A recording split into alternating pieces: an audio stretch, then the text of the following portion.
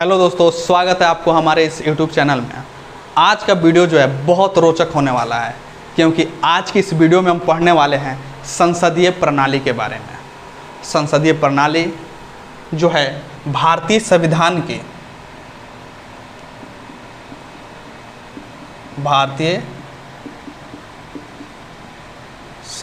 की विशेषता। जब आप पढ़ेंगे तो भारतीय संविधान की तो बहुत सारी विशेषताएं हैं, लेकिन जब आप विशेषता को पढ़ेंगे तो आप इसमें एक विशेषता यह भी पढ़ेंगे कि भारतीय संविधान में जो है संसदीय शासन प्रणाली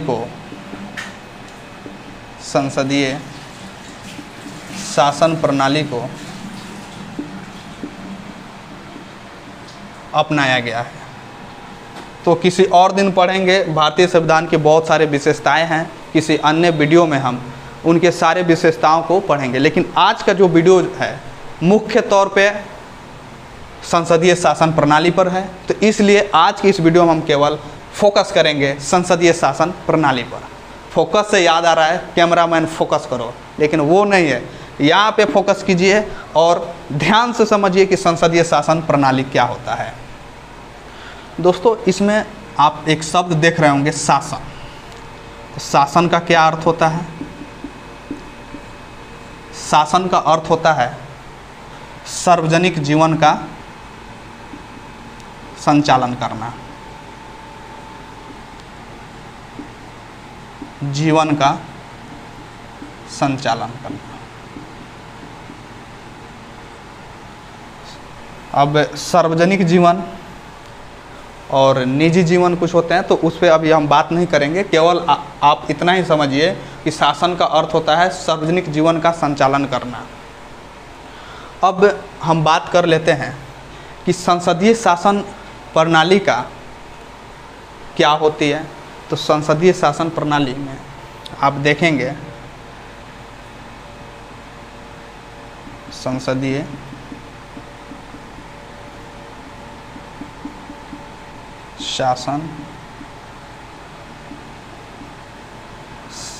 शासन प्रणाली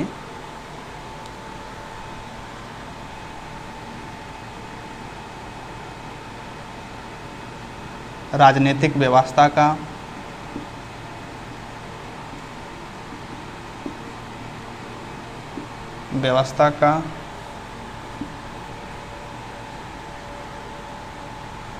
एक स्वरूप है।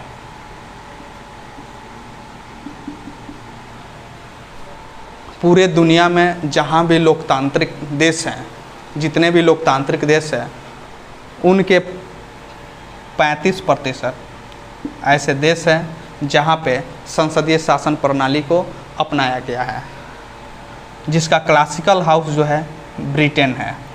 संसदीय शासन प्रणाली के क्लासिकल हाउस कहाँ है? ब्रिटेन है। इसके अलावा ऑस्ट्रेलिया, कनाडा, स्वीडन और भारत जैसे देशों में संसदीय शासन प्रणाली को अपनाया गया है। तो हमने अभी देखा संसदीय शासन प्रणाली, जिसमें शासन को देखा कि शासन का अर्थ क्या होता है, तो सार्वजनिक जीवन का संचालन करना, और देखा कि संसदीय शासन प्रणाली राजनीतिक व्यवस्था का एक स्वरूप है, जिसमें पूरे लोकतांत्रिक देश में जितने भी लोकतांत्रिक व्यवस्था है उनमें लगभग 35% ऐसे देश हैं जहां पे संसदीय शासन व्यवस्था को अपनाया गया है। उसके बाद हमने देखा कि इसका क्लासिकल हाउस क्या है, तो संसदीय शासन व्यवस्था का क्लासिकल हाउस ब्रिटेन है। तो इतना बात हम जान गए संसदीय शासन व्यवस्था के बारे में। अब हम जान लेते हैं कि संसदीय शासन व्यवस्था का उद्भव कैसे हुआ।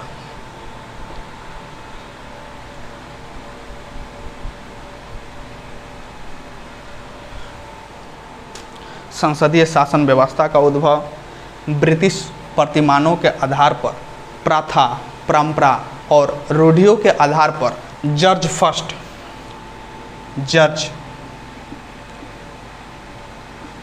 फर्स्ट और जॉर्ज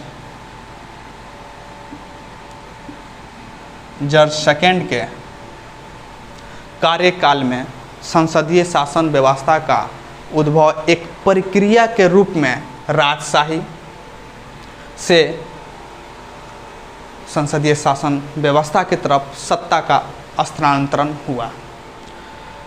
जॉर्ज फर्स्ट और जॉर्ज सेकंड के कार्यकाल के दौरान इनका जब शासन था, उस दौरान जो है संसदीय शासन व्यवस्था का उद्भव होता है।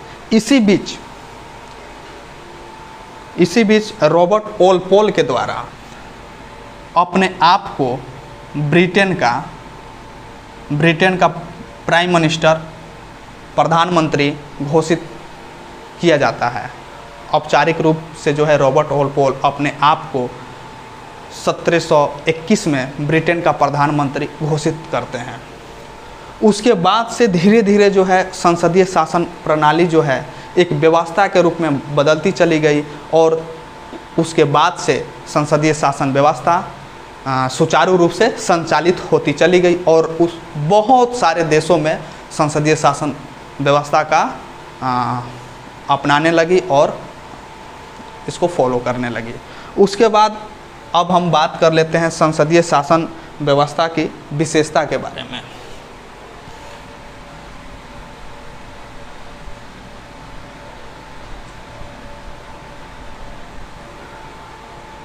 विशेषता की बात करें यार, यदि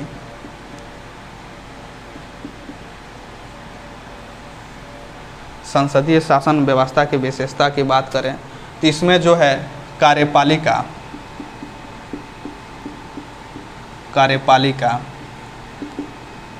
विधायिका या संसद के प्रति उत्तरदायी होती है। यह बात हमने देखा कि संसदीय शासन प्रणाली की विशेषता में कि कार्यपालिका विधायिका या संसद के प्रति उत्तरदायी होती है। दूसरा विशेषता यह है कि संसद संप्रभु होती है। यहाँ पे संप्रभु का अर्थ क्या है? संसद के पास किसी भी नीति का निर्माण करने, किसी भी पक्ष या विपक्ष पर निर्णय लेने इसके पास अपना अधिकार होता है, ना कि किसी बाहरी और आंतरिक दबाव में आकर यह कोई निर्णय नहीं लेती है। इसके पास उतना क्षमता होता है कि वह खुद से किसी भी विधि या किसी भी पक्ष विपक्ष के ऊपर अपना निर्णय दे सके। संसदीय शासन व्यवस्था की एक और विशेषता है, इसमें पीएम का नेतृत्व होता है, यानी कि प्रधानमंत्री का नेतृत्व आपको देखने को मिलता है। संसदीय शासन व्यवस्था की एक और विशेषता है, राज्य का राज्याध्यक्ष जो है, राज्य अध्यक्ष नाम मात्र का अध्यक्ष होता है। अब भारत के परिप्रेक्ष्य में ही देखें तो भारत के राष्ट्रपति नाम मात्र के अध्यक्ष होते हैं। उसके बाद इसकी एक और विशेषता है कार्यपालिका संसद को भंग कर सकती है। कार्यपालिका के पास वह अधिकार होता है कि वह संसद को भंग कर दे। हर्बर्ट हेनरी एस्किथ के द्वारा 1910 में ब्रिटेन के हाउस ऑफ कॉमन्स को 2 बार भंग किया गया। वहीं भारतीय परिप्रेक्ष्य में देखें, 4वीं, 9वीं और 13वीं लोकसभा को क्रमशः इंदिरा गांधी, चंद्रशेखर और अटल बिहारी वाजपेयी के द्वारा भंग किया गया था। संसदीय शासन प्रणाली की एक और विशेषता है, इसमें सरकार को आसानी से गिराया जा सकता है। सरकार को गिराने का माध्यम क्या है? तो संसद में अविश्वास का प्रस्ताव